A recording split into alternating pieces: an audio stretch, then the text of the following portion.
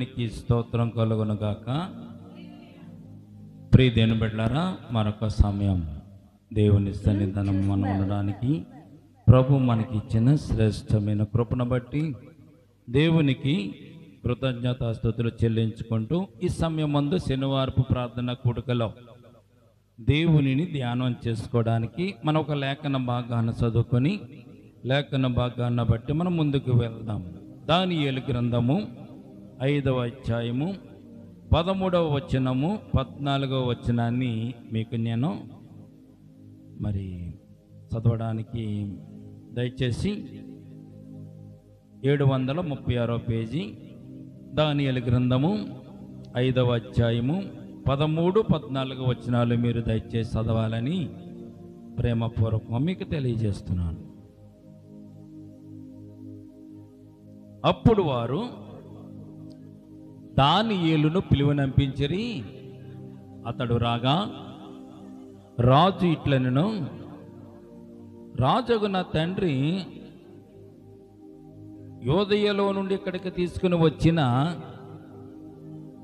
శర సంబంధమగు యూదులలో నుండి దానియేలు నీవే కదా. దేవతలాత్మయు వివేకమును బుద్ధియు విశేష జ్ఞానమును నీ అందున్నవని చాలిని నిన్ను గూర్చి వింటిని. చిన్ని ప్రార్థన చేద్దామని వాక్యము నిమిత్తం తల ఉంచినట్లయితే. ప్రేమల తండ్రి, కృపగల దేవ, వందనములనైనా చదవబడినటువంటి లేఖన భాగాన్ని విరిచి వడ్డించండి. ఈ రాత్రి నీ ప్రియబిడ్డలమైన మేము నీ సన్నిధానంలో ఉన్నాం కనుక నీ లేఖనాన్ని వినగల చెవులు, గ్రహింపగల హృదయం, అంగీకరించే మనసు, ఆనందించే ఆత్మను దయచేయండి. అట్టి రీతిగా నిలబడిన దాసుని ప్రభునైనా మీరే మరుగుపరిచి నీ దాసుని ముఖాంతంలోంచి మీరే మాట్లాడండి. నీ దాసుని అరికాల మొదలుకొని అన్నింటి వరకు కూడా ప్రభా మీ ఆత్మ స్వాధీనంలో ఉంచుకొని నీ దాసునికి బోరగా మీరే ఉండి మాట్లాడండి. ఈ సమయం ముందు కూడి వచ్చిన సంఘాన్ని, సంఘ బిడ్డలను ఆదరించినట్లుగా నీ లేఖన భాగమైనటువంటి సత్యాలు అయినా పాఠాలు మేము నేర్చుకోవడానికి నైనా మీ ఆత్మ సహాయం దయచేదురుగా కానీ చేసిన ప్రార్థన ఆలకించమని యేసయ్య నామమున అడిగి వేడుకొనుచున్నాము తండ్రి, ఆమేన్. ప్రియమైన బిడ్డలారా, చదవబడినటువంటి లేఖన భాగంలో నుంచి కొన్ని విషయాలు మనం మరి ఈ రాత్రి కాల సమయం ముందు ధ్యానం చేసుకోవడానికి మనం ప్రయత్నం చేద్దాం. ఎందుచేతనంటే దేవుని సన్నిధానం మనం బలపడాలంటే, దేవుని సన్నిధానంలో మనం ఆశీర్వాదాలు పొందుకోవాలంటే, దేవుని సన్నిధానంలో మనము దేవుని వాక్యానుసారంగా జీవితంలో ముందుకు సాగాలి, దేవునికి ఆశీస్సులు పొందుకోవాలి అని కనుక మనం అనుకుంటే వాక్యాన్ని మనం ధ్యానం చేసుకోవాలి. గత వారం మనం జ్ఞాపకం చేసుకున్నాం, ప్రార్థనకు అన్నిటికంటే ముఖ్యమైనది ప్రార్థన. ఆ ప్రార్థనకు ముఖ్యమైన కొన్ని విషయాలు కూడా మనం ధ్యానం చేసుకున్నాం. అట్టి రీతిగానే దేవుని యందు ఆశీర్వాదాలు పొందుకోవడానికి కేవలం ఒకే ఒక మార్గం, దేవుని వాక్యమును మనం పఠించడం, దేవుని వాక్యాన్ని మనము ధ్యానం చేసుకోవడం అనే విషయాన్ని ఈ రాత్రికాల సమయం ముందు మనము జాగ్రత్తగా గమనిద్దాం. ఈ లోకంలో అనేక విషయాలు మనము చూస్తున్నప్పుడు, వింటున్నప్పుడు, వాటిని పరిశీలిస్తున్నప్పుడు మనకి కొన్ని అద్భుతమైనటువంటి అవగాహన విషయాలు మనకు కలుగుతూ ఉంటాయి. ఈ రాత్రి మీకు జ్ఞాపకం చేస్తున్నాను ప్రియమైన బిడ్డలారా, లోకంలో దేవుడు మనకి పంచేంద్రియాలు అనేటువంటి జ్ఞానయుక్తమైనటువంటి విశేషమైనటువంటి పంచేంద్రియాలు మన జీవితంలో దేవుడు మనకు అనుగ్రహించినట్టుగా చూస్తున్నాం. 5 ఇంద్రియాలను దేవుడు మనకు అనుగ్రహించాడు. మానవుడు పుట్టుకతోని 5 ఇంద్రియాలతో పుడతాడు. ఈ 5 ఇంద్రియాలు కూడా ఏమని చెప్పారంటే, మరి జ్ఞానయుక్తులు సైన్స్లో మనం చూస్తే 5th సెన్స్ అనేటువంటి సెన్స్ అంటే సైన్స్లో ఉన్నటువంటి విశేషాలను, ఈ లోకంలో మానవుని జీవితం ఉన్నటువంటి గొప్ప విశేష గుణాలను సెన్స్గా మనం ఏదైతే గ్రహిస్తామో, ఏదైతే చూస్తామో, ఏదైతే రుచి చూస్తామో, ఏదైతే కంటితో చూస్తామో, ఇవన్నీ కూడా 5th సెన్స్గా 5 సెన్స్గా మనం చూస్తాం. తర్వాత బాగా జ్ఞానం ఉన్నవాడిని ఏమంటారంటే వీడికి 6th సెన్స్ కూడా ఉందరా అంటారు. 6th సెన్స్ ఉందరా అంటారు. అంటే ప్రియమైన బిడ్డలారా, ఇక్కడ మనం చూస్తే మానవుడు కనిపెట్టలేనిది ఏదీ లేదు. అలాగే దేవుడు మానవుల్లో ఉంచినటువంటి జ్ఞానయుక్తమైనటువంటి ఈ యొక్క సెన్స్ను బట్టి, పంచేంద్రాలను బట్టి అనేకమైన వస్తువులు మానవుడు తయారు చేశాడు. సెన్సార్లని ప్రతి ఎలక్ట్రానిక్ వస్తువులో కూడా విమిడిచ్చినట్టుగా మనం చూస్తున్నాం. కొన్ని రైళ్ళలో కానీ విమానాల్లో కానీ ఏం చేస్తారంటే ఎక్కువగా సెన్సార్లను ఎక్కువగా ఉపయోగిస్తూ ఉంటారు. వాషింగ్ మిషన్లో కానీ టీవీలో కానీ సెన్సార్లు ఎక్కువగా ఉపయోగిస్తూ ఉంటారు. ఈ సెన్స్ చేసేటువంటి లక్షణాలు, గుణాలు దేవుడు మొట్టమొదటిగా పంచేంద్రియాలుగా మానవుడి జీవితంలో దేవుడు ముందుగానే ఉంచాడు. వాటిలో మొట్టమొదటిది మనము చూసినట్లయితే టచ్, అంటే స్పర్శ. కళ్ళు లేనివాడు స్పర్శ చేసి అదేమిటో కనుగొనడానికి దేవుడు అవకాశం ఇచ్చాడు. తర్వాత వాసన, స్మెల్. వాసన చూడడం ద్వారాగా కొన్ని విషయాలు మనం గ్రహించవచ్చు. మంచి వాసన, చెడ్డ వాసన మనం చూడొచ్చా, చూడకూడదా, వాటిని పీల్చవచ్చా, పీల్చకూడదా అనేటువంటి అంశాలు కూడా వాసన ద్వారా మనం చూడగలుగుతాం. మూడవది రుచి. ఇది తినొచ్చా, ఇది తినకూడదు, ఇది మంచిదా, మంచిది కాదు, ఇది చేదైనదా, తీపిగా ఉన్నదా అన్నది ఈ రుచి ద్వారా మనము తెలుసుకుంటాం. నాలుగవదిగా శబ్దం, వినికిడిలో కూడా మంచి శబ్దాలు, చెడు శబ్దాలు కూడా మనం వినడానికి దేవుడు మనకి అవయవాలను పెట్టాడు. ఐదవదిగా కళ్ళు, చూడడం గురించి దేవుడు మనకు కళ్ళు ఇచ్చాడు. మంచివి చూస్తాము, చెడ్డవి చూస్తాము, మంచి వాటిని గ్రహిస్తాము, చెడ్డ వాటిని గ్రహిస్తాము. ఈ 5 పంచేంద్రియాలను బట్టి గ్రహించినటువంటి ఈ యొక్క గ్రహించినటువంటి విషయాలన్నిటిని కూడా మెదడుకు చేరవేసినప్పుడు మెదడు ఏం చేస్తుందంటే దాన్ని బట్టి మనకు సంకేతాలను అందిస్తూ ఉంటుంది. ఇదంతా కూడా దేవుడు మానవులలో నిర్మితంగా ఉన్నప్పుడే నిర్మితంగానే పెట్టాడు. మీరు ఈ సెన్స్ కనుక దేవుడు మనకు పెట్టకపోతే, పొయ్యి మీద ఉన్నటువంటి పాత్ర, వేడిగున్న పాత్ర పట్టుకున్న కాలినా కానీ మనకి సెన్స్ చెప్పదు. కొన్నిసార్లు మనం డాక్టర్ గారి దగ్గరికి వెళ్ళి ఏమంటామంటే, డాక్టర్ గారు నా నోరు రుచి తెలియడం లేదండి. కొన్నిసార్లు ఎవరికి వెళ్ళినా కానీ నాకు స్పర్శ రావడం లేదండి. పెరాలసిస్ వచ్చిన వాళ్ళకి, పక్షవాతం వచ్చిన వాళ్ళకి స్పెన్స్ ఉండదు, వాళ్ళ దాంట్లో స్పర్శ వాళ్ళు కోల్పోతారు.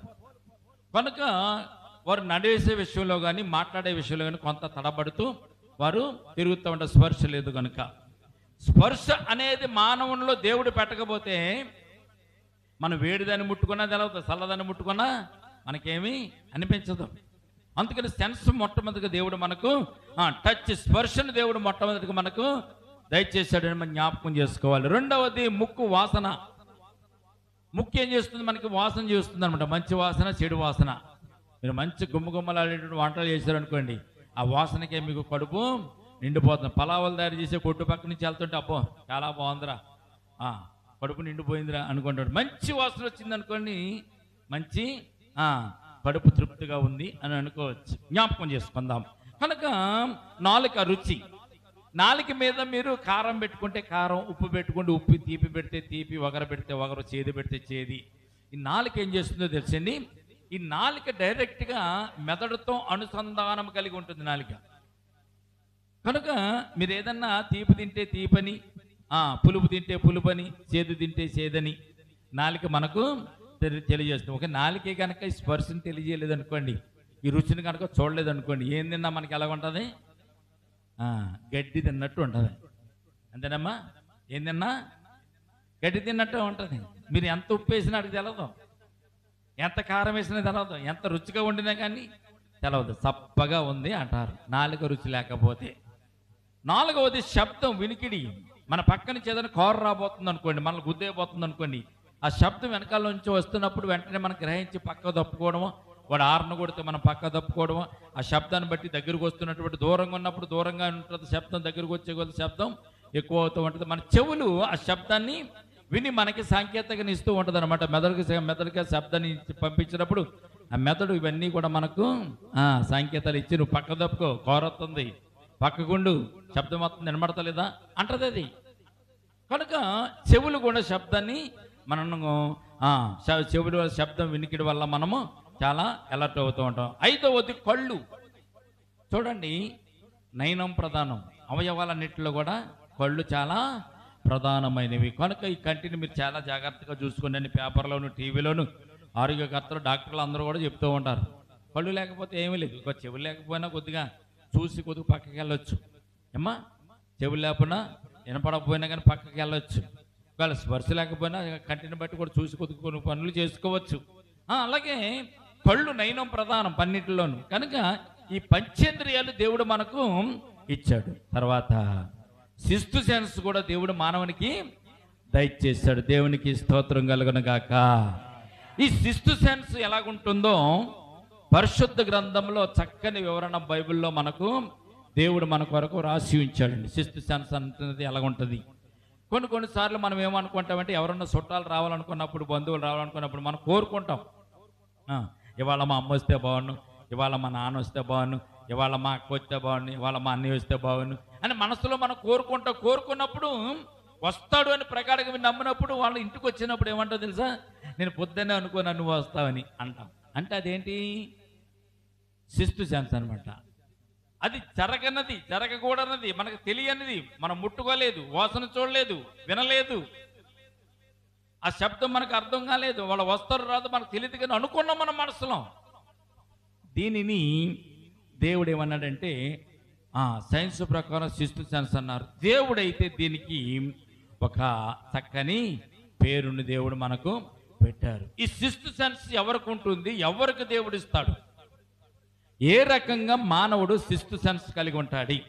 ఈ ఫిఫ్త్ సెన్స్లు అందరికీ ఉంటాయి, చిన్నవాళ్ళ మొదలుకొని పెద్దవారి వరకు సిక్స్త్ సెన్స్ ప్రతి ఒక్కరికి, ఫిఫ్త్ సెన్స్ అందరికీ.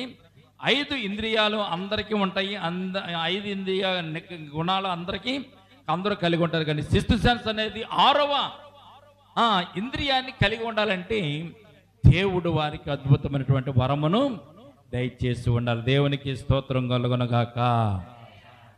ఈ రాత్రి ఆ సిక్స్త్ సెన్స్ కలిగి ఉన్నటువంటి మన వ్యక్తిని గురించి మనం బైబిల్ గ్రంథంలోంచి మనం జ్ఞాపకం చేసుకుందాం. చదవబడినటువంటి 13వ వచనం 14వ వచనం మనం జ్ఞాపకం చేసుకున్నట్లయితే, ఇక్కడ బెల్షస్సరు అంటే నెబుకద్నెజరు కుమారుడు అయినటువంటి బెల్షస్సరు దానియేలును రప్పించి దానియేలుతో చెప్పినటువంటి మాటని ఇక్కడ మనము చదువుకున్నాము. ప్రియమైన బిడ్డలారా, బెల్షస్సరు రాజుకి దానియేలుతో ఏం అవసరం వచ్చింది, ఈ దానియేలు ఎవరు అని ఒక్కసారి మనం జ్ఞాపకం చేసుకుంటే, ఈ 13వ వచనంలోనే మనకు రాయబడి ఉంటుంది. ప్రియమైన బిడ్డ, శర సంబంధమగు యూదులలో నుండి తీసుకుని రాబడినటువంటి దానియేలు ఎవరండి?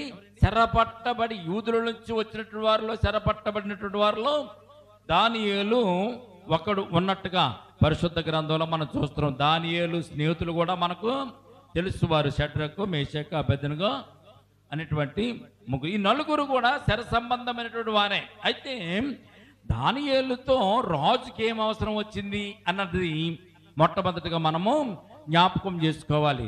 తన సైనికులు పంపించాడు, దానియేలు రప్పించాడు.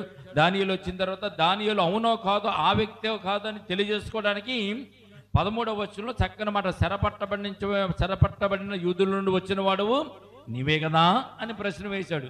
అవునన్నాడు దానియేలు. తర్వాత 14వ వచనం ఏమంటున్నాడు, దేవతలాత్మయు వివేకమును బుద్ధియు విశేష జ్ఞానమును నీ అందున్నవని నిన్ను గూర్చి నేను వింటిని. ఏమన్నాడు?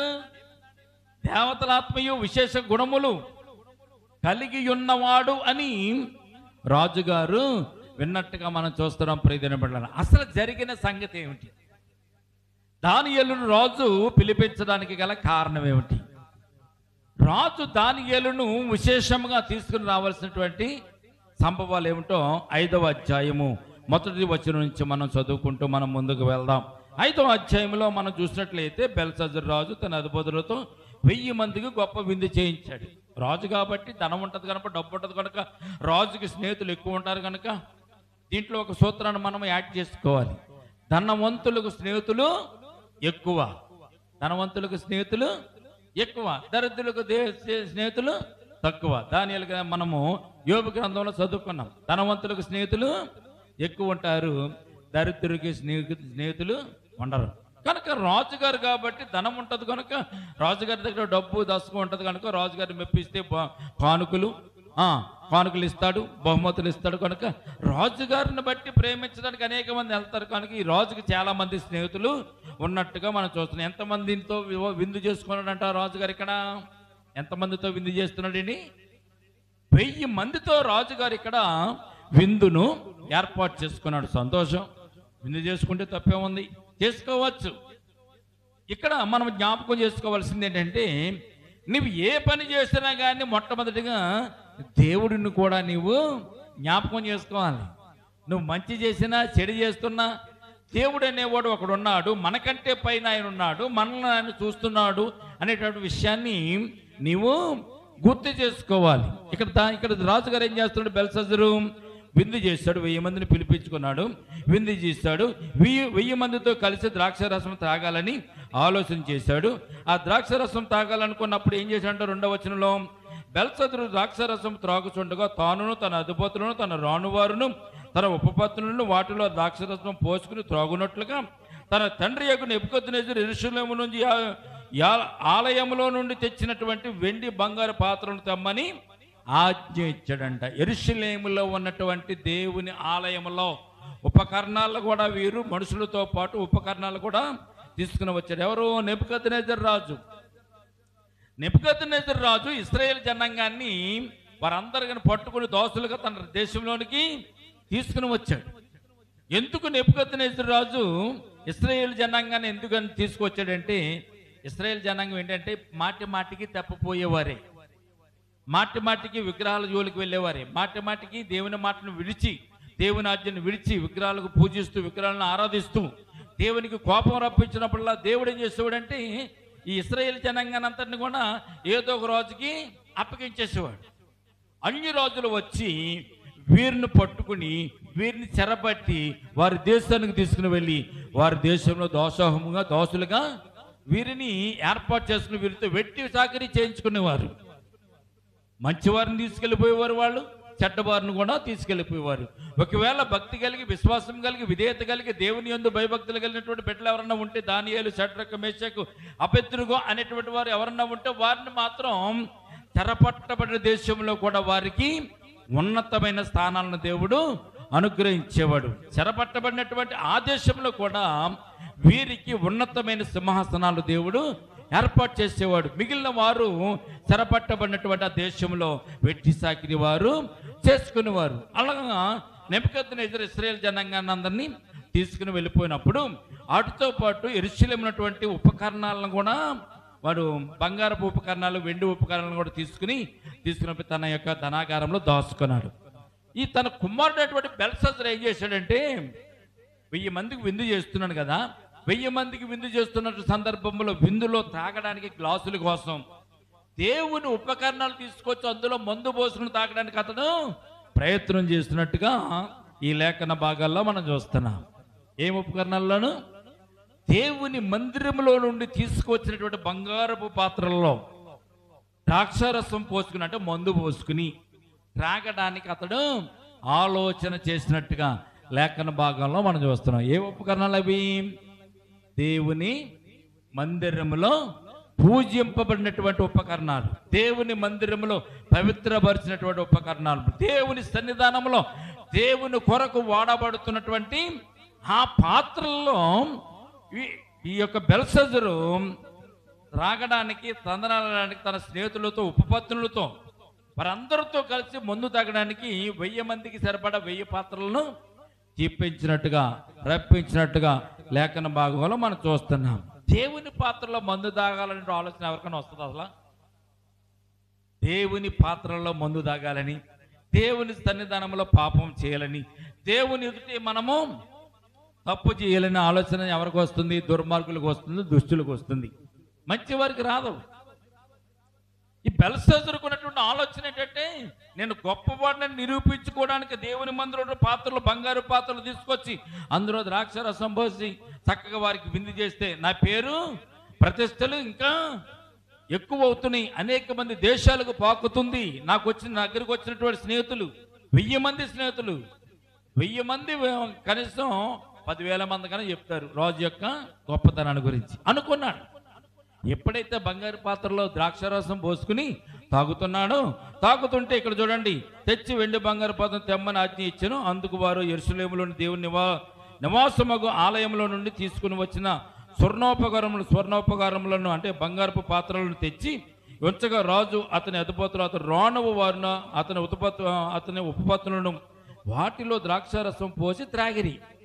ఏం చేశారంటే వాళ్ళు పాత్రలు తెప్పించుకుని అందులో ద్రాక్షారసం పోసుకున్నారు. ద్రాక్షారసం పోసుకున్న వారు త్రాగడం మొదలుపెట్టారు. త్రాగడమే కాదు, 4వ వచనంలో ఇంకొక దేవునికి ఇష్టం కానటువంటి, దేవునికి కోపము తెప్పించేటువంటి పని కూడా ఇక్కడ మనము చూస్తున్నాం. చూడండి 4వ వచనం చదవండి ఒకసారి. వారు బంగారు, వెండి, ఇత్తడి, ఇనుము, కర్ర, రాయను వాటితో చేసిన దేవతలను స్తుతించుచు ద్రాక్షారసము త్రాగుచుండగా. ఎంత ఆశ్చర్యం అండి! దేవుని పాత్రలో ద్రాక్షారసం పోసుకున్నారు, తెలివి పోసుకున్నారు అనుకోవచ్చు. వీటిని పోసుకుని ద్రాక్షారసం తాగుతూ దేవతలను పూజిస్తూ దేవతలను ఆరాధిస్తూ వారు చక్కగా ఆనందంలో తేలియాడిపోతున్నారంట. ప్రియమైన బిడ్డలారా, చదువుదాం. ఆ గడిలోనే మానవ హస్తపు వేళ్ళు అంటే వేళ్ళు కనబడి దీపము దగ్గర రాజు యొక్క నగర గోడ పోత మీద ఏదో ఒక వ్రాత వ్రాయచున్నట్టు ఉండెను. రాజు ఆ హస్తము వ్రాయట చూడగా అతని ముఖము వికారమైను, అతడు మనసునందు కలవరపడగా అతను నడుమును కీళ్ళును వదిలి అతని మోకాళ్ళు గడగడ వణుకుచూ కొట్టుకొని చుండెను. ప్రియమైన బిడ్డలారా, ఆలోచన చేయండి. చేసిన తప్పుకి, చేసిన పాపానికి దేవుడు వెంటనే అక్కడ అతనికి శిక్షను పంపించినట్లుగా పరిశుద్ధ గ్రంథంలో మనం చూడగలుగుతున్నాం. ఈయనొక్కడే తాగాడు అనుకో, రాజుగారు ఒక్కడే తాగాడు అనుకోండి, ఫోన్లే తాగాడు అనుకోవచ్చు. స్నేహితులు తీసుకొచ్చి తాగుతున్నాడు అనుకోండి, వేరే పాత్రలో తాగుతున్నాడు అనుకోండి, దేవుడు ఫోన్లే ఆయనకి ఇష్టమైన తాగుతున్నాడు అనుకోవచ్చు. దేవుని మందిరంలో ఉపకరణాలను తీసుకుని వచ్చి దేవుని మందిర ఉపకరణంలో మందు పోసుకుంటూ తాగుతూ ద్రాక్షారసం పోసుకుంటూ తాగుతూ తాను తన ఉపపత్రులు తన స్నేహితులను అందరూ కూడా వచ్చి రాణు వారిని కూడా వచ్చి తాగుతూ విగ్రహాలను పూజించేసరికి దేవునికి చాలా పాపం. మొట్టమొదటిగా బెల్షస్సరు ఒక ఆలోచన చేయాలి. ఇది దేవుని మందిరంలో నుంచి తీసుకొచ్చినటువంటి ఉపకరణములు మొట్టమొదటిది. రెండవది, దీంట్లో ఉపకరణలు తెచ్చుకున్న వస్తువులు తెచ్చుకున్న బాధాయి వాటిలో ద్రాక్షారసము పోసుకుని విందు చేసుకుంటూ గొంతులు వేయడానికి వాటిని నీవు ఉపయోగించుకో. మంచి పనికి ఉపయోగిస్తే పర్లా, కానీ బెల్షస్సరు దానిని మంచి పనికి ఉపయోగించకుండా తన సంతోషానికి, తనకు ఆనందం కలగడానికి దేవుని పనిముట్లను అపహాసం చేసేలాగా ఇక్కడ వాడుతున్నట్టుగా పరిశుద్ధ గ్రంథంలో మనం చూస్తున్నాం. వెంటనే దేవుడు చూశాడు. మనుషులు చూడకపోవచ్చు. దేవుడు ప్రతిదాన్ని కూడా ఆకాశం నుంచి చూస్తూనే ఉంటాడు. మనం తింటున్నా, కూర్చున్నా, పడుకున్నా, నడిచినా, మెలకుగా ఉన్నా, మెలకుగా లేకపోయినా దేవుడు సమస్తము ఆకాశం నుంచి మనలను చూస్తూనే ఉంటాడు. మన పక్కనే ఉంటాడండి. మనం ఏమంటాం? ఎక్కడ 2-3 కూడి నా నామమును ఏకీపించి ఉంటే వారి మధ్యన నేను ఉంటానని దేవుడు చెప్పాడు. కాబట్టి ఈ సమయం ముందు మన మధ్యన ఎవరు ఉన్నారు? దేవుడు ఉన్నాడు అని చూస్తూ ఉంటాడు. దేవుడు నన్ను చూస్తున్నాడు అనేటువంటి జ్ఞానం కలిగి, విజ్ఞత కలిగి మనం ఈ లోకంలో బ్రతకాలి, భయపడాలి, దేవునికి భయపడాలి. ఒక్కోసారి పెద్దలు అంటారు, అరే మనుషులకు భయపడవు, దేవునికి భయపడవు, ఇంకెందుకు రాని జీవితం అంటారు. మనుషులకైనా భయపడాలి, దేవునికైనా భయపడాలి. మనుషులు చూస్తారని నువ్వు భయపడాలి, దేవుడు కూడా ఉన్నాడని నీవు భయపడాలి. ఈ రెండు చేయని వాడు ఈ లోకంలో బాగుపడ్డు అని చెప్తూ ఉంటారు వాళ్ళు. కనుక ఈ రాత్రి మనం జ్ఞాపకం చేసుకోవాల్సిన విషయం ఏంటంటే, బెల్షస్సరు తెలుసు చేశాడో తెలియక చేశాడో చాలా దేవుని ఎడల తప్పుదం చేశాడు. మనుషుల ఎడల తప్పుదం చేస్తే దేవుడు క్షమిస్తాడు. మనుషుల ఎడల మనం తప్పుదం చేస్తాం అనుకోండి, దేవా తప్పు అయిపోయింది నైనా నన్ను క్షమించు అంటే దేవుడు క్షమిస్తాడు. మరి దేవుని ఎడల తప్పు చేస్తే ఇంకా ఎవరు క్షమిస్తారు నిన్ను? దేవుని ఎడల మనం తప్పిదం చేయడానికి ఇష్టపడి వెంటనే ఒక అరచేయి వచ్చింది ఆకాశం నుంచి. ఏమని వచ్చిందంటే, ఆ గడిలోనే మానవ హస్తపు వేళ్ళు కనబడి దీపము దగ్గర రాజు యొక్క నగర గోడపోత మీద ఏదో యొక్క వ్రాత వ్రాయిచుండెను. రాజు హస్తము వ్రాయట చూడగా అతని ముఖము వికారమయ్యను. అతడు మనసునందు కలవరపడగా అతడి నడుము, కీళ్ళు, అతని మోకాళ్ళు గడగడ వణుకుచు పట్టుకుని చుండెను. ఏమైపోయిందంటే ఒక మాటలో చెప్పాలంటే కీళ్ళు వసులుపోయి అని చెప్పాలి. మోకాళ్ళు, కీళ్ళు, నడుము కూడా కడగడ వణకడం మొదలుపెట్టిందంట. మనకి ఎప్పుడు వణుకుతుంది అలాగా? కాళ్ళు చేతులు వణకాలంటే మనకేం ఎప్పుడు వణుకుతుంది చెప్పండి? కాళ్ళు చేతులు వణకాలంటే దారంటే వెళ్తున్నాం, గొప్పని అడుగేసేసరికి అడుగు కింద పాము పడ్డది అనుకోండి, ఎలాగుంటుంది మన పరిస్థితి? చీకట్లో నడుచెళ్తుంటే గొప్పని పాముని దొక్కాం మనం. పాముని దొక్కితే అది బుస్సుమంది. ఏమనిపిస్తుంది మనకి? పర్లేదులే అనుకుంటామా? ఒళ్ళంతా చెవట్లు పట్టేసి గడగడ వణుకుపోతూ, కాళ్ళు చేతులు వణుకుపోతూ, దడ వచ్చేసి ఎంతసేపటికి దడ తగ్గదు. పడుకున్నదే గుర్తుకొస్తుంది, అన్నం తింటున్నదే గుర్తుకొస్తుంది, కూర్చున్నదే మనకు గుర్తుకొస్తుంది. కారణం ఏంటంటే భయం. ఆ భయం చేత కాళ్ళు చేతులు నరాలు కూడా పొట్లు వదిలేస్తాయి. బెల్షస్సర్కి ఏమైంది?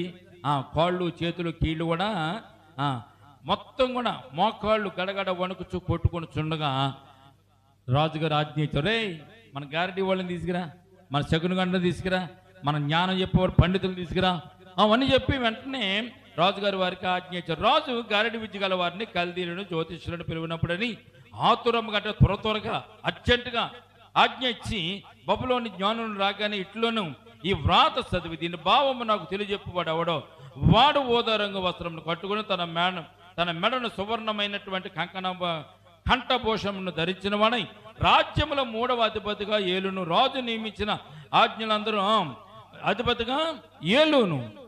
3వ అధిపతిగా ఏలును. రాజు నియమించిన జ్ఞానులందరూ అతని సమ్ముఖమునకు వచ్చిరి గాని ఆ వ్రాత చదువుటి అయినను దాని భావం తెలియజెప్పుటైనను వారి వల్ల అలాగే రాజుగారికి వెంటనే ఆలోచన వచ్చింది.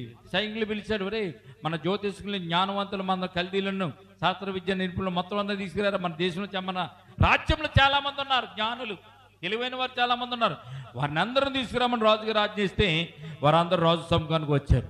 రాజు సమ్ముఖానికి వచ్చారు కానీ ఆ గోడ మీద రాసినట్టు రాత ఎవరికి అర్థం కావడంలే. గోడ మీద రాసినట్టు రాత వారికి అర్థం కావడంలే. అది రాసినది ఎవరు? ఆ గోడ మీద రాత రాసింది ఎవరండి? దేవుని హస్తము వచ్చి ఆ గోడ మీద ఆ వ్రాతను రాసింది. దేవునికి స్తోత్రం కలుగునుగాక. మానవుడు రాస్తే మనం తెలుగులో రాస్తామండి, మా అయితే హిందీలో రాస్తాం, ఇంగ్లీష్లో రాస్తాం, మరాఠీలో రాస్తాం, తర్వాత ఇంకో ఉన్న భాషలన్నింటిలో రాసుకోవచ్చు. దేవుడు రాసే వ్రాత ప్రపంచంలో దేవునికి తప్ప ఇంకెవరికి కూడా తెలియదని ఈ సందర్భంలో మీకు తెలియజేస్తాను. దేవునికి స్తోత్రం కలుగునుగాక. వారందరూ వచ్చారు. వారందరూ వచ్చి రాజు నియమించిన జ్ఞానులందరూ అతను సమ్ముఖం వచ్చారు కానీ వ్రాత చదువుటి అయినను దాని భావం తెలియజెప్పుటైనను వారి వల్ల కాళ్ళకి రాజుగారు అంటున్న అతను చెప్పండి, మీరందరూ జ్ఞానులే కదా, జీతాలు తీసుకుంటున్నారు కదా, బహుమతులు తీసుకుంటున్నారు కదా, చిన్న చిన్న విషయాలు చాలా బాగా చెప్తారు కదా, ఈ విషయం ఏంటో చెప్పండి. ఈ గోడ పూత మీద రాసినటువంటి వ్రాత ఏమిటో చదివి చెప్పండి అంటున్నాడు రాజుగారు. వీళ్ళకి ఏం అర్థం కావండి. మీకు ఎవరికైనా మరాఠీ వచ్చామా? చైనీస్ భాష వచ్చా మీకు ఎవరికైనా? రాదా? ఆ భాష రాశారనుకోండి, మిమ్మల్ని చదవమంటే మీరు ఏమంటారు? తెల్ల ముఖం వేస్తారన్నమాట. మీకు ఎవరైనా చిన్న కాగితం మీద చైనీస్ భాష కానీ మీకు తెలియని భాష రాసి మీ చేతికి ఇచ్చి ఇది చదువుకోమ్మా నువ్వు బాగుపడతావు అన్నారు అనుకో, ఏం రాస్తుంది ఇందులో బాగుపడతా కానీ చెప్పి సీటీ చూసాం అనుకోండి, మనకేం అర్థం కావడం. ఏమవుతుంది మనకి? ఇందులో ఉన్న అక్షరాలు ఏంటి, గొడవ ఏంటి, కథ ఏంటి, మనకి కంగారు వస్తుంది రావా? రాజుగారికి అలాగే కంగారు వచ్చింది. వీళ్ళు చదవడానికి వచ్చినటువంటి కల్దీలు కానీ జ్ఞానులకు కానీ ఇప్పుడు శాస్త్రం జ్ఞానులందరూ కూడా వారి ముఖాలు చూసుకుని వారందరికీ ఏమైందంటే ఇదేదో కొత్త రాత మనకు తెలవదు. అందరూ కూడా మా వల్ల కాదు అని వారు చెప్పినట్టుగా మనం తెలియజెప్పుడు కానీ వారి వల్ల కాకపోయాను. 9వ వచనం. అందుకు రాజుకు బెల్షస్సరు మిగులు భయకాంతుడై తన అధిపతులను విశ్వముందునట్లుగా ముఖం వికారం గలవాడైన రాజునకు అతని అధిపతులకు జరిగిన సంగతి రాణి తెలుసుకుని విందు గృహం మందు వచ్చి ఇట్లనెను. రాజుగారి ముఖం చాలా వికారం అయిపోయింది అంటే ఇక చూడడానికి బాగోలేదు. ఎందుకు బాగోలేదు? భయం. ఆ రాత్రి ఏమిటి, దాని గొడవ ఏంటి, ఎందుకు రాయబడింది, ఎందుకు వచ్చింది ఇది? అప్పటి వరకు సంతోషంతో ద్రాక్షారసం తాగుతున్నటువంటి ఈ బెల్షస్సర్ రాజుకి విందు లేదు, ఏమి లేదు, మొత్తం అంతా కూడా విందు మొత్తం అంతా ఆపేసి ఆ రాత చూసి వెంటనే వాళ్ళందరూ కూడా తరిమేసి బయటికి పంపించేసి రాజుగారు అక్కడే ముసుకేసుకుని విచారంతో కూర్చున్నాడు. ఈ విషయం సైనికులు రాణి దగ్గరికి చేరవేశారు. రాణి దగ్గరికి చేరవేసేసరికి రాణి గారు ఒక కబురు పంపుతుందండి రాజుగారి దగ్గరికి. చూడండి 10వ వచనం, రాజునకు అతని అధిపతులకు జరిగిన సంగతి రాణి తెలుసుకుని విందు గృహమునకు వచ్చి ఇట్లా నేను 10వ వచనం చూడండి, రాజు చిరకాలం జీవించును గాక, నీ తలంపులు నిన్ను కలవరపడనీయకము, నీ మనస్సు నిబ్బరంగా ఉండనిమ్ము, నీ రాజ్యములో ఒక మనుషుడున్నాడు, అతడు పరిశుద్ధ దేవతల ఆత్మ కలిగిన వాడు. నీ తండ్రి కాలంలో అతడు దైవ జ్ఞానము వంటి జ్ఞానమును బుద్ధియు తెలివి గలవాడై ఉండుట నీ తండ్రి కనుగొనడు కనుక నీ తండ్రి అయిన రాజుకు నెబుకద్నెజరు శకుని గాండ్రకును గారడి విద్య గల వారికిని కల్దీలకును జ్యోతిషులకును పై అధిపతిగా అతనిని నియమించను. రాజా, నీ హృదయం కలవరపడనివద్దా? ఈ గారడి విద్య గలవారు, ఈ శకునాలు చూసేవాళ్ళు ఇలా ఏమీ కూడా నీకు సమాధానం చెప్పలేరు. కానీ నువ్వు కలవరపడకుండా ఒక మాట విను. నీ తండ్రి ఒక జ్ఞానవంతుడైనటువంటి, దేవుని జ్ఞానము కలిగినటువంటి, దేవుని ఆత్మ కలిగినటువంటి ఒక వ్యక్తిని కనుగొన్నాడు చెరపట్టబడినటువంటి యూదుల్లో నుండి. అతడు నీ రాజ్యంలోని అధికారిగా ఉన్నాడు. ఎవరికి అధికారిగా? ఈ కల్దీల మీదను, జ్యోతిష్కుల మీదను, ఈ శకుని గాండ్రి మీద, అందరి మీద కూడా అధిపతిగా ఉన్నాడు. అతనిని పిలిపించుకుంటే అతడు నీ ప్రశ్నలకు ఉత్తరం ఇచ్చుటకు జ్ఞానమును తెలివిగలవాడుగా కనబడిన కనుక ఆ రాజు అతనికి బెల్తెషాజరు అని కూడా పేరు పెట్టాను. ఈ దానియేలును పిలువనంపుము, అతడు దీన్ని భావము నీకు తెలియజెప్పును అని దేవునికి స్తోత్రం కలుగునుగాక. రాణి గారికి విషయం అర్థమైంది. ఇంతకీ ఈ విందుకు రాణి గారు రాలే. ఈమె మాత్రం ఇంటి దగ్గరే తన రాణి రాజసౌధంలోనే ఉండిపోయింది. ఈ విందుకు ఆమె వాళ్ళ ఉపపత్నులు వచ్చారు, అలాగే రాణు వారు వచ్చారు, రాణి రాలేదు ప్రియదనబడ్డ కనుక.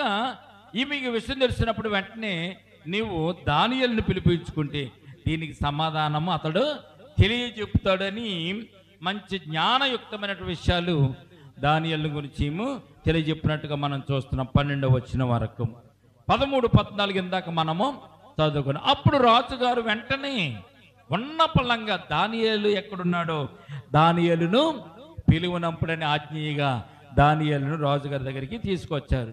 రాజుగారి దగ్గర తీసుకొచ్చిన తర్వాత రాజుగారు తనకున్నటువంటి అనుమానం తీర్చేసుకున్నాడు.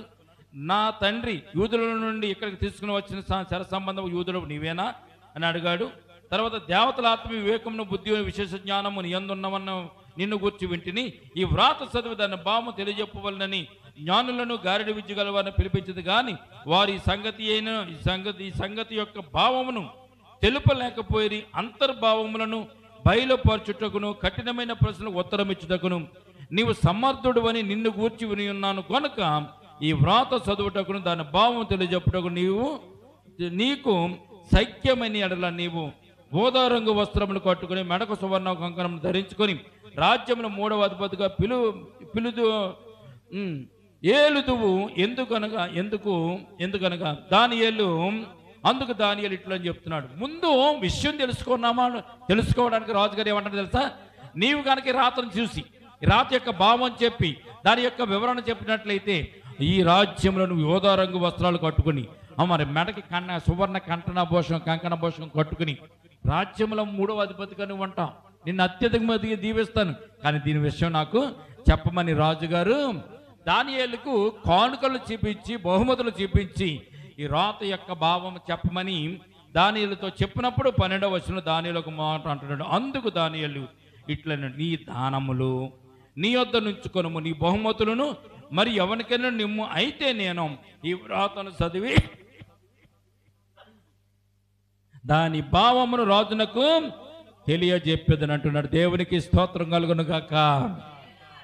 రాజా, నువ్విచ్చే బహుమతుల గురించి కానీ నువ్విచ్చే దానముల గురించి కానీ ఈ వ్రాతను చదివి నేను నీకు చెప్పను, కానీ నేను ఊరకనే చెప్తాను. దేవుడు నాకు అనుగ్రహించినటువంటి జ్ఞానాన్ని బట్టి నేను దానిని నీకు తెలియజెప్తాను. నీ దానాలు నీ బహుమతులు ఎవరికైనా ఇచ్చుకోమని. దానియేలు బహుమతుల కోసం ఆశపడలేదు ప్రియధర్మలారా. అప్పుడు దానియేలు ఏం చెప్తాడు చూడండి, 18వ వచనంలో, రాజా చిత్తగించుము, మహోన్నతుడకు దేవుడు మహద్దశను, రాజ్యమును, ప్రభావమును, ఘనతను నీ తండ్రి యొక్క నెబుకద్నెజరుకు ఇచ్చెను. దేవుడు అతనికి ఇట్టి మహాదర్శ ఇచ్చినందున ఎవరిని చంపగోరిన వారిని చంపెనో, ఎవరిని రక్షింపగోరిన వారిని రక్షించెనో, ఎవరిని హెచ్చింపగోరిన వారిని హెచ్చించెనో, ఎవరిని పడవేయగోరిన వారిని పడవేసెను. కాబట్టి సకల రాష్ట్రములను, జనులను, ఆయా భాషలో మాట్లాడువారును అతనికి భయపడుచు అతని ఎదుట వణుకుచూ నుండురి. అయితే అతడు మనసును అతిశయించి బలాత్కారము చేయుటకు చేసుకొనగా తీసివేసి ఘనతను పోగొట్టి అప్పుడు అతడు మానవుల తరవబడి పశువుల వంటి మనసు గలవాడాయనో. ఇవన్నీ కూడా దానియేలు తండ్రి చేసినటువంటి కార్యములను బట్టి, తండ్రికి వచ్చినటువంటి శ్రమను బట్టి, తండ్రికి వచ్చిన ఘనతను బట్టి బెల్షస్సరు అనేటువంటి కొడుకుతో, నెబుకద్నెజరు కొడుకుతో దేవుడు అక్కడ దానియేలు చెప్తున్నాడు, నీ బహుమతులు వద్దు కానీ, నీ కోరికలు నాకు వద్దు కానీ, నేను చెప్పేది ఒకసారి విను. నీ తండ్రి ఎలా గౌరవించబడ్డాడో తెలుసా? దేవుడు అతను రాజుగా నియమించిన తర్వాత ఎవరిని పడగొట్టాలో, ఎవరి మీద జయించాలో, ఎవరిని ఓడగొట్టాలో, ఎవరిని శిక్షించాలో దేవుడు అతనికి గట్టి గౌరవం ఇచ్చినప్పుడు ఆ గౌరవంతో రాజ్యాలన్నీ గెలిచాడు. బాగుంది. తర్వాత అతడు ఒకసారి గర్వించి, మనసులో గర్వించి దేవుని మీద తిరగబడి అతడు చేస్తున్నప్పుడు దేవుడు అతని దగ్గర ఉన్న రాజ్యం తీసివేసి అడవిలోనికి పంపించి గడ్డి మేసేలాగా దేవుడు అతనిని శిక్షించాడు. ఈ విషయాలన్నీ కూడా నీకు తెలుసు అని దానియేలు అతనికి తెలియజెప్పాలని తెలియజెప్తున్నాడు. ప్రియమైన బిడ్డలారా, 22వ వచనం చూడండి. బెల్షస్సరు అతని కుమారుడు వగు నీవు ఈ సంగతి అంతా ఎరిగి ఉండి. ఎవరన్నా దానియేలు అంటున్నాడు, బెల్షస్సరు అతని కుమారుడు వగు నీవు ఈ సంగతి అంతా ఎరిగి ఉండి నీ మనస్సును అణుచుకొనక పరలోకమందున్న ప్రభువు మీద నిన్ను నీవే హెచ్చించుకుంటేవి. ఎట్లనగా నీవును, నీ అధిపతులను, నీ రాణులను, నీ ఉపపత్నులను దేవుని ఆలయ సంబంధముకు ఉపకరణములలో ద్రాక్షారసము పోసి త్రాగవలనని వాటిని తెచ్చి ఉంచుకొని వాటితో త్రాగుచు చూడనైనను, విననైనను, గ్రహింపనైనను చేతగాని వెండి, బంగారు, ఎత్తడి, ఇనుము, కర్ర, రాయను వాటితో చేయబడిన దేవతలను స్తుతించితిరి గాని నీ ప్రాణమును, నీ సకల మార్గములను ఏ దేవుని వశమున్నవో ఆయనను నీవు గణపరచలేదు. దావీదు చెప్తున్నాడు, దానియేలు చెప్తున్నాడు. దానియేలు ఏమని చెప్తున్నాడండి? రాజుతో చెప్తున్నాడు, బెల్షస్సరు రాజుతో, నీ తండ్రికి ఎలా జరిగింది నీకు తెలుసా విషయం, అయినా కానీ నీ మనసును నీవు అదుపు చేసుకోలేదు అంటున్నాడు. ఈ రోజున మన మనసును అదుపు చేసుకోకపోతే, మన కోరికలను అదుపు చేసుకోకపోతే, మన ప్రవర్తనను మనం సరిదిద్దుకోకపోతే దేవుని దగ్గర నుంచి ఉగ్రత వచ్చింది అనుకోండి, ఆ ఉగ్రత వలన మనము నశించిపోతామే కానీ మనము తెప్పరిల్లమనే విషయాన్ని జ్ఞాపకం చేసుకోవాలి. అయితే ప్రియదేవుని బిడ్డలారా, కల్దీలు కానీ, జ్ఞానులు కానీ చదవలేనటువంటి ఆ మాటలు చదవడానికి దానియేలుకున్నటువంటి జ్ఞానం ఎటువంటిదో పరిశుద్ధ గ్రంథం మనకి తెలియచేయబడుతుంది. వెంటనే దానియేలు చెప్పేశాడు బెల్షస్సరుతో, నీవు నీ మనసును అణుచుకోలేదు, నీవు ఏం చేస్తావు, ఆ దేవుని ఆలయ సంబంధముగా ఉపకరణంలో ద్రాక్షరసం పోసి త్రాగవల్లని వాటిని తెచ్చి ఉంచుకుని వాటితో త్రాగుచు చూడనైనను, విననైనను, గ్రహింపనైనను చేతకాని వెండి, బంగారు, ఎత్తడి, ఇనుము, కర్ర, రాయను వాటితో చేయబడిన దేవతలను స్తుతించితిరి గాని నీ ప్రాణమును, నీ సకల మార్గమును ఏ దేవుని వశమున్నవో ఆయన నువ్వు గణపరచలేదు. అందుకోసం కావున ఎవరు రాయబడి తెలిసింది అక్కడ, కావున ఆయన ఎదుటి నుండి ఈ అరచెయ్యి వచ్చి ఈ వ్రాతను వ్రాసెను. దేవునికి స్తోత్రం కలుగును గాక. నిన్ను పుట్టించి పెంచి పెంచదేసి రాజ్యాలను అప్పగించి రాజ్యం మీద సింహాసనం మీద కూర్చోబెట్టి అధికారములు ఇచ్చేవాడు దేవుడే, అందలాలు ఎక్కించేవాడు దేవుడే.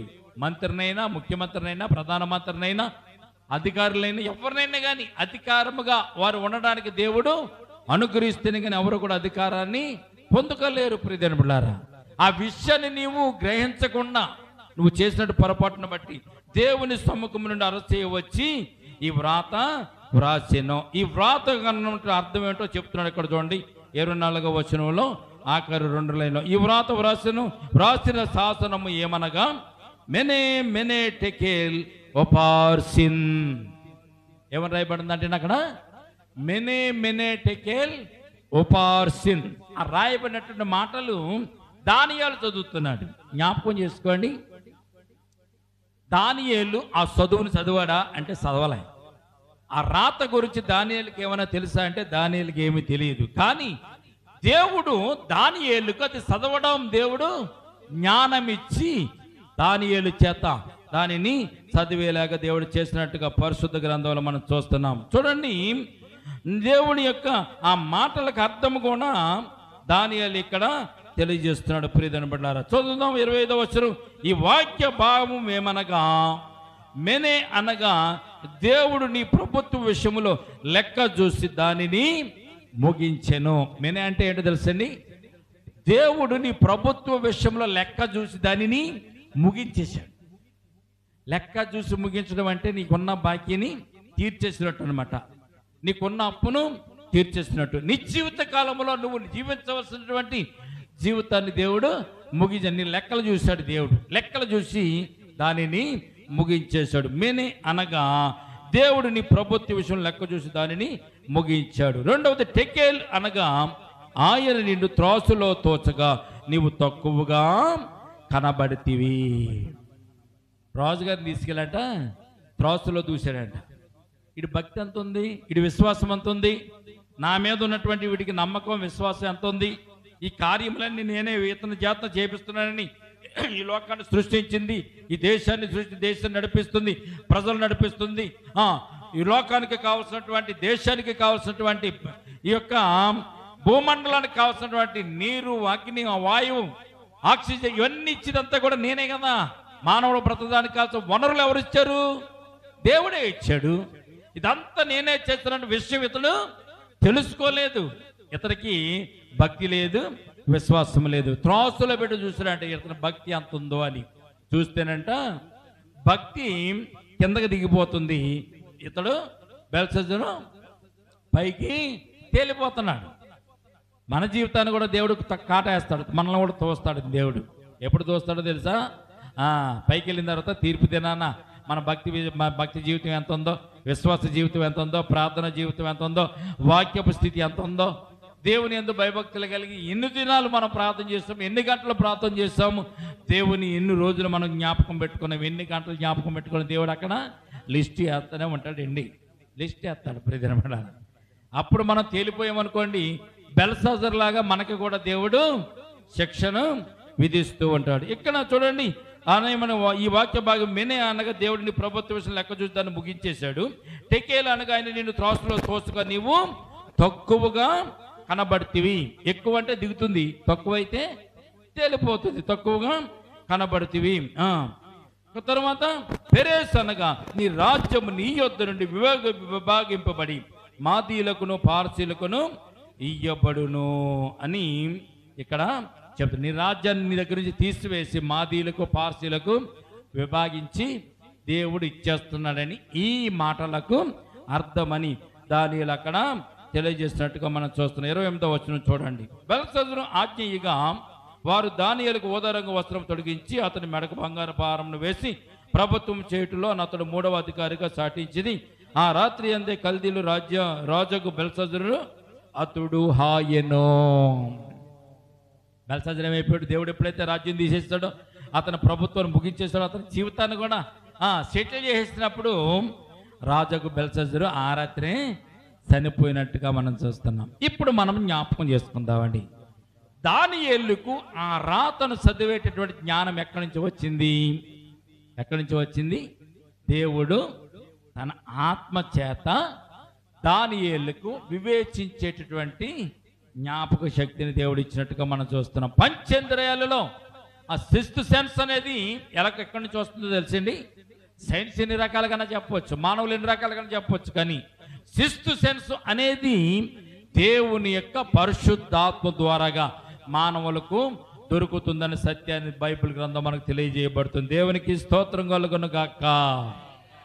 సిక్స్త్ సెన్స్ వాసన చూడడం వల్ల రాదు, రుచి చూడడం వల్ల రాదు, అలాగే వినికిడి వలన రాదు, స్మెల్ చేయడం వల్ల రాదు, టచ్ చేయడం వల్ల కూడా రాదు. ఈ సిక్స్త్ సెన్స్ 5 ఇంద్రియాలకి కంటే అధికమైనది సిక్స్త్ సెన్స్ అనేది దేవుని ఆత్మ ద్వారా మానవులకు దయచేయబడుతుంది. ప్రియమైన బిడ్డలారా, ఒక్కొక్కసారి మనం కూర్చుంటాం, ఒక్కోసారి ఒక పక్కన నుంచుంటూ ఉంటాం.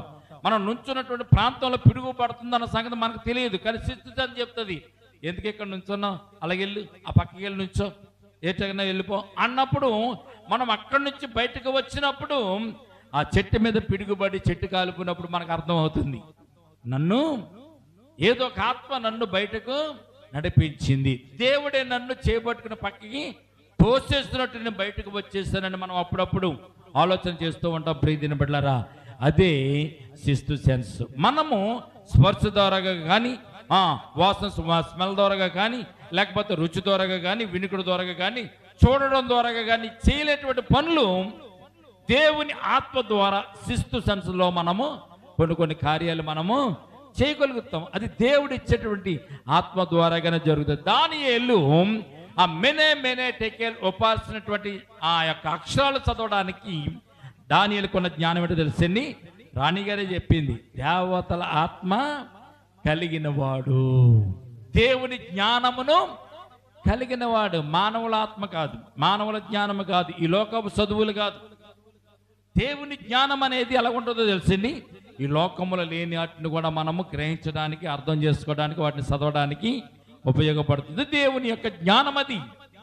కనుక దానియేలుకు దేవుడు ఇచ్చినటువంటి సిక్స్త్ సెన్స్, దేవుని ఆత్మ ద్వారాగా ఆ సెన్స్ దానియేలు కలిగి ఉన్నాడు. కనుకని ఆ మెనే టెకే లోపాల్సినటువంటి ఆ మాటలు చదివి దానికి అర్థం చెప్పి రాజు గారిని ఆనందింపజేశాడు. దేవునికి స్తోత్రం కలుగును గాక.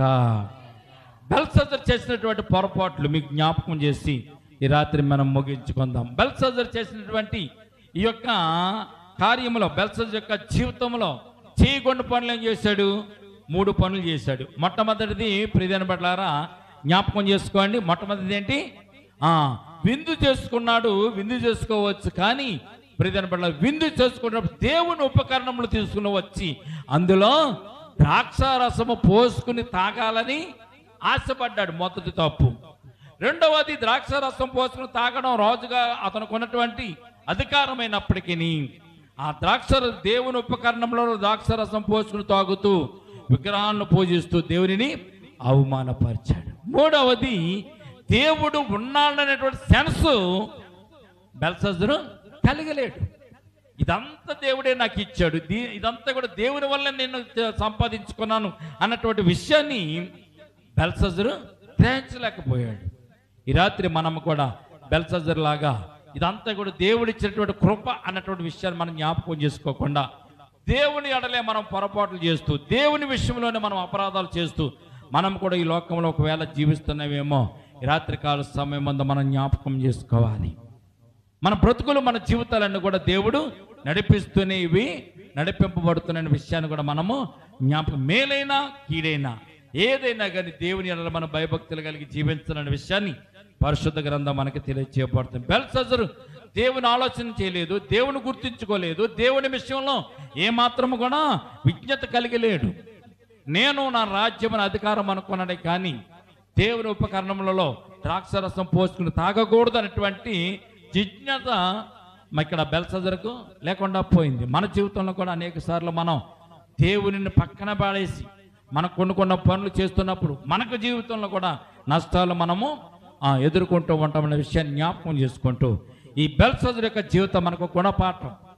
దేవుని అన్న విషయాన్ని జ్ఞాపకం చేసుకోకుండా తన సంతోషం కోసం, తన ఆనందం కోసం 1000 మందికి విందు చేసుకుని దేవుని ఉపకరణములలో ద్రాక్షారసం పోసుకుని తాగడమే తను చేసినటువంటి పాపం. రెండవది, దేవుణ్ణి కాకుండా విగ్రహాలను కనపరిచి విగ్రహాలను పూజించడం వల్ల బెల్షస్సరు చనిపోయినట్టు, తన రాజ్యంలో నుంచి విడుదల పొందినట్టుగా పరిశుద్ధ గ్రంథంలో మనం చూస్తున్నాం. అటువంటి విషయాలు మనము చేయకుండా, అటువంటి వాటి జోలికి వెళ్ళకుండా, ఆ తలంపులు మనం లేకుండా దేవుని యందు భయభక్తులు కలిగి జీవించడానికి మనం ప్రయత్నం చేద్దాం. ఈ కొద్ది మాటలు దేవుడు దీవించి మనలను ఆశీర్వదించునుగాక. తల వంచండి, ప్రార్థన చేసుకుందాం.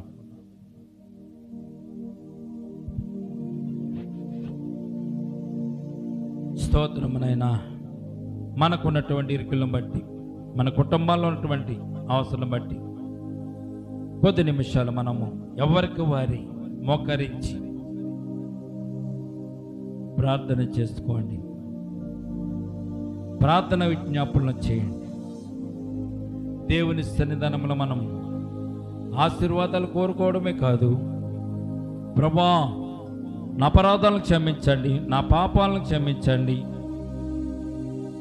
ఒకవేళ నా జీవితంలో నిన్ను విడిచి తిరుగుతున్నానేమో, ఒకవేళ నీ మాటకు నేను చెవియొక్కడం లేదేమో, అనేకమైన విషయాలు నా కొరకు మీరు చూపిస్తున్నా కానీ వాటిని అర్థం చేసుకోలేకపోతున్నానేమో, నా జీవితంలో మిమ్మల్ని కాకుండా ఈ లోకానికే ప్రాధాన్యత ఇస్తున్నానేమో, నైనా నీవు నాకు తోడుగా ఉంటే చాలు అనకుండా, నైనా లోకము నాకు తోడుగా ఉంటే చాలు అని నేను అనుకుంటున్నానేమో, డబ్బు మీద వ్యామోహంతో, బంగారం మీద వ్యామోహంతో, ఆస్తుల మీద వ్యామోహంతో, శరీరం మీద వ్యామోహంతో ఒకవేళ నిన్ను విడిచి నేను తిరుగుతున్నానేమో, తండ్రి ఈ క్షమయమందు నన్ను క్షమించండి, ఈ రాత్రి నన్ను క్షమించండి.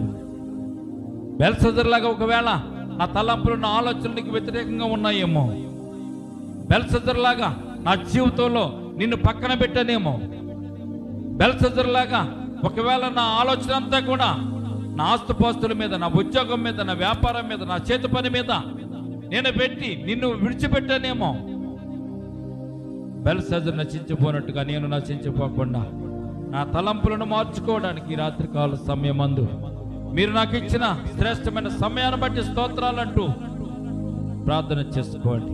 మీ కుటుంబాన్ని గురించి ప్రార్థన చేసుకోండి, మీ పిల్లల గురించి ప్రార్థన చేసుకోండి, వారి భవిష్యత్తు గురించి ప్రార్థన చేయండి, ఆరోగ్యం కోసం ప్రార్థన చేసుకోండి. ఈ రాత్రి ప్రభు మీతో మాట్లాడుతున్నాడు, మీ ప్రార్థన ఆలకించడానికి ఆయన ఇష్టపడుతున్నాడు. శనివారపు ప్రార్థన కొడుకుల మనం చేసే ప్రతి ప్రార్థన ఆయన ఆలకించడానికి ఇష్టపడుతున్నాడు. ప్రార్థన చేసుకోండి. ప్రభు ఈ రాత్రి నన్ను క్షమించండి, నన్ను మన్నించండి, మాకు జ్ఞానం ఇచ్చావు, తెలివినిచ్చావు, ఆలోచించేటువంటి నేను ప్రభా నైనా జ్ఞానాన్ని మాకు దయచేసిన దేవుడవు. ఈ సృష్టిని చూసినప్పుడు, ప్రకృతిని చూసినప్పుడు, వాటిని గురించి మేము తరిచి మేము ఆలోచన చేసినప్పుడు నీ శక్తి కనపడుతుంది, నీ మహిమ కనపడుతుంది అన్నావు. ఈ రాత్రి అట్టి రీతిగా ప్రభా మీ శక్తిని, మీ మహిమను ప్రభునైనా మేము గుర్తించినైనా నీలో సాగడానికినైనా, మా కుటుంబాలను ప్రభా, మా జీవితాలను, మా బ్రతుకులను ప్రభా నీలో నడుపుకోవడానికి, గడుపుకోవడానికి నీ కృప దయచేయమని ప్రార్థన చేసుకోండి. ప్రార్థన చేసుకో. ఈ సమయమందు మన మధ్యనటువంటి చారమ్మ తల్లి గారు ప్రార్థన చేస్తారు. తల వంచని వాక్యం నిమిత్తం ప్రార్థన చేస్తారు, సంగమ నిమిత్తం ప్రార్థన చేస్తారు, కొద్ది మాటలు ప్రార్థన చేస్తారు. స్తోత్రమని ఇంతవరకునైనా కూడుకలో ఉండి మాతో ఉండి మమ్మల్ని నడిపించినందుకు వేలాది వందనాలు, స్తుతులు, స్తోత్రాలు తండ్రి. కూడి వచ్చిన సంఘాన్ని, సంఘ బిడ్డలు జ్ఞాపకం చేసుకొని విన్నటువంటి వాక్యాన్ని నిబిడల హృదయాలలో ఫలింపచేయండి. బెల్షస్సరులాగా మా జీవితాల్లో, మా బ్రతుకుల్లో ప్రభా నిన్ను విడిచిపెట్టి తిరుగుతున్నావేమో ప్రభా, ఈ రాత్రి మమ్మల్ని క్షమించి నీ బిడ్డలుగా, నీ స్వతైన ప్రజలుగా, నీ రాజ్య వారసులుగా ఈ లోకంలో ఉండడానికి, నీ సాక్షిగా జీవించడానికినైనా నీ కృప మాకు దయచేయండి. కూడి వచ్చిన సంఘాన్ని, సంఘ బిడ్డలు జ్ఞాపకం చేసుకుంటేనైనా సంఘ బిడ్డల చుట్టూ మీకు కంచి వేసి కాపుదలు దయచేయండి. ఎవరైతే అనారోగ్యం ఉన్నారో వారు మీరు ముట్టండి, స్వస్థపరచండి, ఆరోగ్యం దయచేయండి. ఎవరి జీవితాల్లో నేను ప్రభా సంతోషం లేదో, సమాధానం లేదో, ఈ రాత్రి అటువంటి కుటుంబాల్లో సంతోషాన్ని, సమాధానం దయచేయండి ప్రభా. ఏ కుటుంబాల్లో అయితే నేను ప్రభా సాతాండు నేను ప్రభా శ్రమలు పెట్టాడు, ఇరుకులు పెట్టాడు, ఇబ్బందులు పెట్టాడు, ఇరుకుల నుంచి, ఇబ్బందుల నుంచి తప్పించి జయమును కలిగించమని ఈ రాత్రి నైనా ప్రార్థిస్తున్నాం తండ్రి. నైనా సంఘం చుట్టూ నేను మీకు కాపుదల దయచేయండి. కూడి వచ్చిన నేను ప్రభు నీ బిడ్డలందరూ జ్ఞాపకం చేసుకుని నైనా ఇదిగో నేను ప్రభు ఈ సమయం మీద చిన్న బిడ్డలు జ్ఞాపకం చేసుకొని వారికి ఆరోగ్యం దయచేయండి. చదువుతున్న బిడ్డలు జ్ఞాపకం చేసుకోండి, చదువుల వారికి తోడుగా ఉండండి ప్రభునైనా. అటు రీతిగా ప్రభు వివాహం కావాల్సిన బిడ్డల వరకు ప్రార్థిస్తున్నాం తండ్రి. వివాహాలు జరగడానికి నేను ప్రభు చూపించండి. నేను చేతి పని లేని వారికి చేతి పని, ఉద్యోగం లేని వారికి ఉద్యోగం, వ్యాపారం లేని వారికి వ్యాపారం, ఈ రాత్రికాల సమయం అందరైనా నీ బిడ్డలకు సంపూర్ణంగా దయచేయండి తండ్రి. ఏ జీవితాలు అయితే నేను ప్రభు కష్టాలు, ఇరుకులు, ఇబ్బందుల్లో కొట్టుమిట్టాడుతున్నారు, కన్నీటి పర్యంతము నేను ప్రభు నీ సన్నిధానం ప్రార్థిస్తున్నారు. వారి కన్నీటిని తుడిచి వారి ప్రార్థన ఆలకించి వారికి రావాల్సిన ఆశీర్వాదాలు రప్పించమని ఈ రాత్రి ప్రార్థిస్తున్నాం. అటు రీతిగానే ప్రభునైనా సంఘం అంతటా పేరు కృప అనుగ్రహించండి. మా చుట్టుపక్కల ఉన్న ప్రతి ఇంటిని, ప్రతి గృహాన్ని కూడా జ్ఞాపకం చేసుకోండి నైనా. వారందరిని జ్ఞాపకం చేసుకుని వారి కుటుంబాలలో ప్రభునైనా ఆనందాన్ని, సంతోషాన్ని దయచేయండి నైనా. యేసయ్య మార్గం సత్యమైన మార్గము, నిత్యమైన మార్గము, నిత్య జీవానికి నడిపించే మార్గమని వారు కూడా తెలుసుకునే రక్షణ మార్గమని, నరకము నుంచి తప్పించేటటువంటి నిత్య జీవపు మార్గమైన సత్యాన్ని వారు కూడా తెలుసుకోవడానికి నైనా కృప చూపించండి. ఈ రాత్రి నేను మా చుట్టుపక్కల ఉన్న ప్రతి ఇంటిని, ప్రతి గృహాన్ని, మా జంగారెడ్డిగూడెం ప్రాంతాన్ని, అటు రీతిగానే ప్రభు మా దేశాన్ని, మా ప్రాంతాన్ని కూడా నేను ప్రభు దీవించండి, ఆస్వాదించండి. మా దేశాన్ని పరిపాలిస్తున్న నాయకులు, మా గ్రామాన్ని పరిపాలిస్తున్న నాయకులను కూడా జ్ఞాపకం చేసుకోండి, వారిని కూడా దీవించండి తండ్రి. నైనా ఈ రాత్రి నేను ప్రభునైనా ఎవరైతే నీ మాటలు విన్నారో, ఎవరైతే నీ వాక్యమని విన్నారో ఆ వాక్యం వారి హృదయాలలో ఫలింప చేయండి తండ్రి. ఈ లోకంలో జ్ఞానం ఇచ్చేవాడు నువ్వే, తెలివి అనేది నీ దగ్గరే ఉందనైనా ప్రభువా. తెలివినిచ్చేవాడు, జ్ఞానం ఇచ్చేవాడు. ఈ లోకంలో మేము జ్ఞానయుక్తమైనటువంటి జీవితాన్ని జీవించడానికి నేను కారణభూతుడు నీవనే సత్యాన్ని వారు తెలుసుకోవడానికి నేను కృప చూపించండి. ఈ రాత్రి కూడా వచ్చిన సంఘాన్ని అంతా జ్ఞాపకం చేసుకోమని నీ బిడ్డల ఇంటికి వెళుచుండగా నీ సన్నిధాన ఆశీర్వాదాలతో నింపండి ప్రభునైనా. ఇదిగో ప్రభునైనా యోబు చుట్టూ కంచె వేసిన రీతిగా నీ బిడ్డల చుట్టూ కంచె వేయండి.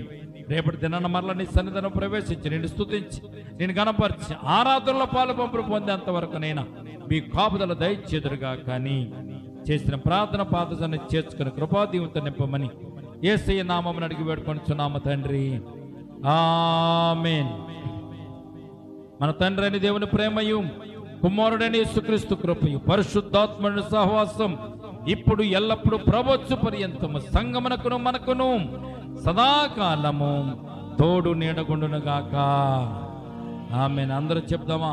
యేసు రక్తమే చే, ప్రభేసు రక్తమే చే, యేసు నామమున సంపూర్ణ విజయం కలుగునగాక.